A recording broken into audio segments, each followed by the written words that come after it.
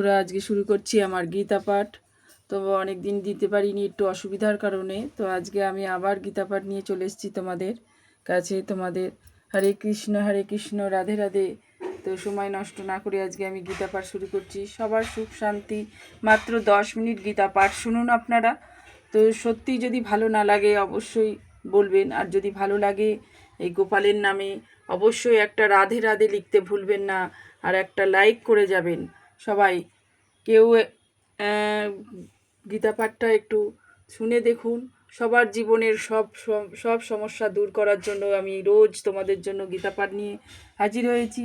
তো তোমরা সবাই গীতা পাঠটা শোনো। মাত্র 10 মিনিট সময়, অনেক সময় তোমরা এদিক ওদিক করো, মাত্র 10 মিনিট আমাদের গীতা পাঠটা শুনে তোমরা দেখো, তোমাদের অনেক মন হালকা হবে। হরে কৃষ্ণ কৃষ্ণ কৃষ্ণ হরে হরে, হরে রাম রাম রাম হরে হরে।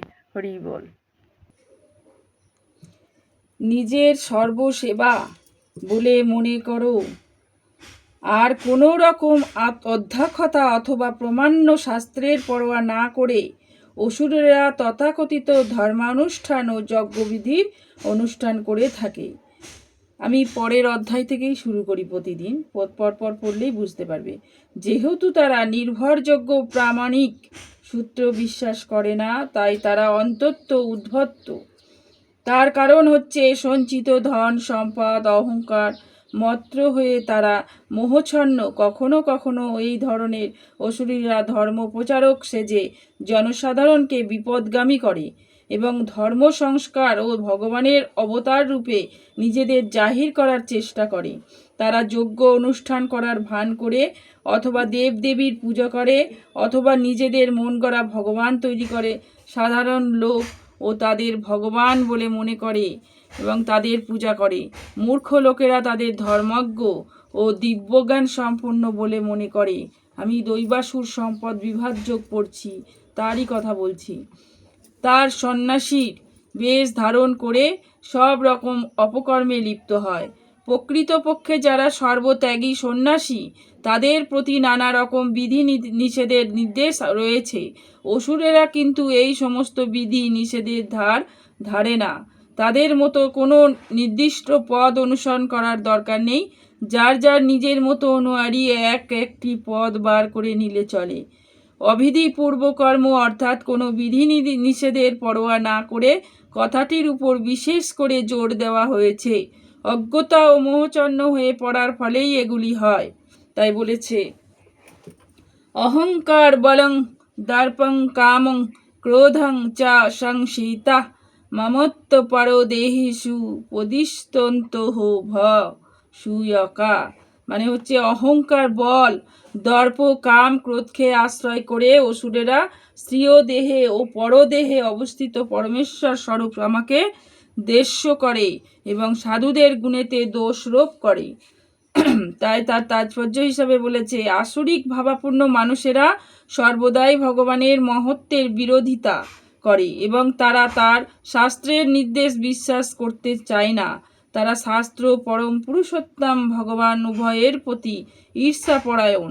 তাদের তথাকথিত জড় প্রচেষ্টা, তাদের সঞ্চিত সম্পদ, তাদের শক্তি সামর্থ্য, এগুলি হচ্ছে তাদের এই মনোভাবের কারণ।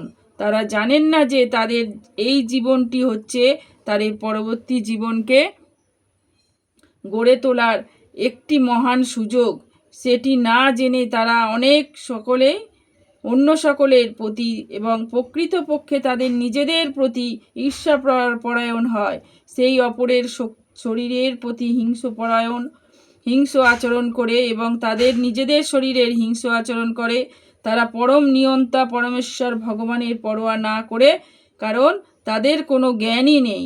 শাস্ত্র ও পরম পুরুষোত্তম ভগবানের প্রতি ঈর্ষাপরায়ণ হয়ে তারা ভগবানের অস্তিত্ব অস্বীকার করবার জন্য নানা রকম কপট প্রমাণের অবতারণা করে এবং শাস্ত্রের নির্দেশ খণ্ডন করার চেষ্টা করে।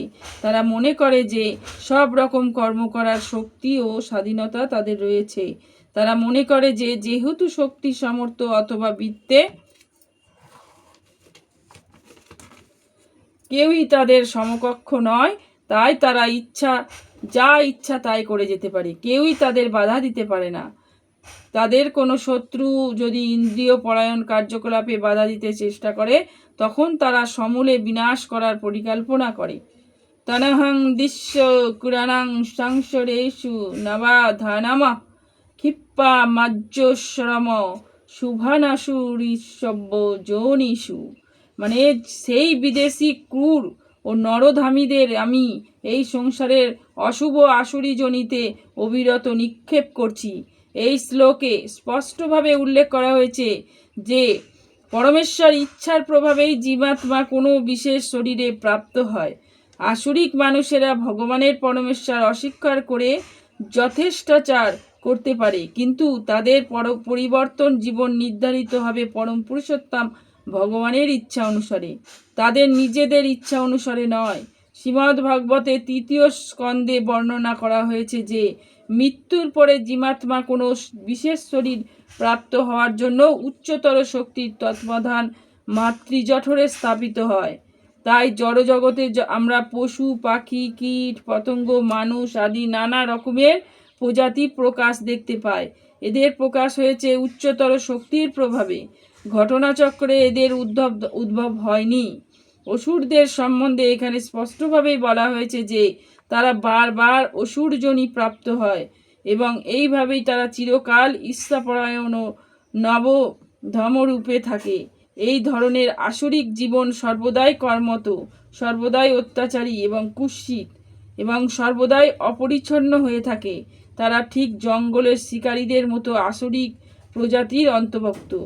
আসরিঞ্জনি মাপান্ন মীরা জন্ম জন্মানি মাপ প্রাপরয় কন্তীয় তত জন্তু ধর্মাং গতিম। তাই হে কন্তীয়, জন্মে জন্মে অসুরজনী প্রাপ্ত হয়ে সেই মীর ব্যক্তিরা আমাকে লাভ করতে অক্ষম হয়ে তার থেকেও অধম গতি প্রাপ্ত হয়। সকলেই জানে যে ভগবান হচ্ছেন পরম করুণাময়, কিন্তু এখানে আমরা দেখতে পাচ্ছি যে ভগবান অসুরদের প্রতি কখনোই করুণাময় নন। এখানে স্পষ্টভাবে বলা হয়েছে যে আসরিক ভাবাপূর্ণ মানুষেরা জন্ম জন্মান্তরে অসুর জনিতে প্রাপ্ত হয় এবং পরমেশ্বর ভগবানের কৃপা থেকে বঞ্চিত হয়ে তারা ক্রমান্বয়ে অধঃপতিত হতে হতে অবশেষে কুকুর, বেড়াল ও শূকরের শরীর প্রাপ্ত হয়। এখানে স্পষ্টভাবে বলা হয়েছে যে এই ধরনের অসুরদের পরবর্তী কোনো জীবনের ভগবানের কৃপা লাভ করার কিছু মাত্র সম্ভাবনা থাকে না। বেদেও বলা হয়েছে যে এই ধরনের মানুষেরা ক্রমান্বয়ে নির্মাজিত হতে হতে অবশেষে কুকুর ও শূকরের শরীর প্রাপ্ত হয়। এখন এই সম্বন্ধে বিতর্কের উত্থাপন করে কেউ বলতে পারে না যে ভগবান যদি এই সমস্ত অসুরদের প্রতি কৃপা পরায়ণ না হন তাহলে তাকে কৃপাময় বলে জাহির করা উচিত নয়। এই উত্তরে বলা যেতে পারে যে বেদান্ত সূত্রে উল্লেখ আছে পরমেশ্বর ভগবান কাউকেই ঘৃণা করেন না।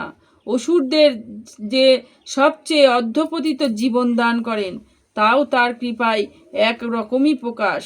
কখনো কখনো অসুরেরা পরমেশ্বর ভগবানের হাতে নিহত হয়, কিন্তু এইভাবে ভগবানের হাতে নিহত হওয়ার তাদের পক্ষে মঙ্গলজনক, কারণ বৈদিক শাস্ত্র থেকে আমরা জানতে পারি যে ভগবানের হাতে মৃত্যু হলে তৎক্ষণাৎ মুক্তি লাভ হয়। ইতিহাসে রাবণ, কংস, হিরণ্যকশিপ আদি বহু অসুরের কাহিনী বর্ণনা করা হয়েছে। তাদের হত্যা করবার জন্য ভগবান নানা রূপ অবতরণ করেছেন। সুতরাং ভগবানের কৃপা অসুরদের উপরে বর্ষিত হয় যদি তারা ভগবানের হাতে নিহত হবার সৌভাগ্য অর্জন করে থাকে। ত্রিবিধং নরক সেদ্দং দারং নাশক নাতন্য কাম ক্রোধ স্তত্তা লোভন্ত স্মাদেতয়ং তাজেত। তাই বলছে কাম, ক্রোধ ও লোভ এই 3টি নরকের দ্বারা, অতএব এই 3টি পরিত্যাগ করবে। এখানে আসরিক জীবনের কিভাবে শুরু হয় তার বর্ণনা করা হয়েছে। মানুষ কাম উপভোগ করবার চেষ্টা করে এবং তার অতৃপ্তিতে তার চিত্ত ক্রোধ ও লোভের উদয় হয়।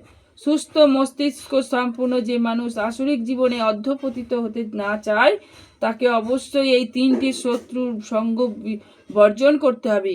এই 3টি শত্রু আত্মাকে এমনভাবে হত্যা করে যার ফলে জড়জগতের বন্ধন থেকে মুক্ত হওয়ার কোনো সম্ভাবনাই থাকে না।